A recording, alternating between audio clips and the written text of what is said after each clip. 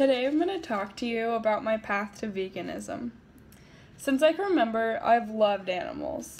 I didn't care what they looked like, whether it was a blue betta fish in a Murky Pet Store aquarium or a fluffy kitten bounding around the house. I've wanted them all. We've had cats, chickens, frogs, fish, hamsters, hissing cockroaches, and ant farms. Very questionable pets.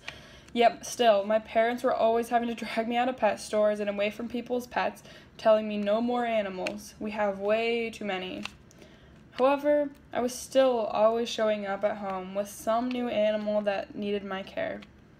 My passion for animals and their well-being has led me to change my dietary lifestyle and become first vegetarian and now more recently vegan. You may think that my passion for animals led to this diet change, which is true.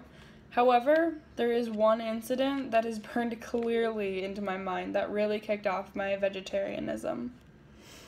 I was probably around 6 or 7, and I was playing around in my backyard. We have a huge garden with raspberries and strawberries and blueberries, you name it. My sister Mackenzie, who is 4 years older than me, was digging around in our sandbox, playing outside, while I ran after a butterfly, or something like that. I was very easily distracted as a child. Suddenly, Mackenzie called out to me that she had a surprise for me. I sprinted over to her as fast as my little legs could take me. She had her hands closed around something, and I tried to peer in and see. She refused to open her hands, but told me that she had found the perfect big ripe strawberry just for me. However, there was a catch. The only way she would give me that strawberry was if I closed my eyes and opened my mouth. I didn't need to be told twice because innocent me didn't think that anything was going to happen besides me getting a strawberry. So I waited for that delicious berry to be put in my mouth. She emptied her hand into my mouth, but instead of that big fat juicy berry that I was waiting for, little pieces of hard dirt were in its place. I closed my mouth and chewed. It was crunchy, sandy, and moving. My sister screamed with laughter and barely choked out the words, "You just ate a handful of ants." I continued to crunch away, not really understanding what had happened. It tasted slightly sugary, and I was confused on how something that wasn't a berry could taste so sweet. It wasn't until later that I realized what had occurred. She had dug up a bunch of little sugar ants from our sandbox and thought it would be just hilarious to feed them to me. While you may say to yourself, "Oh, kids eat worms and ants all the time. It's not a big deal."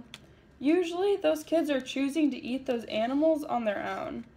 They are not thinking that the insect crawling across the ground is a ripe berry.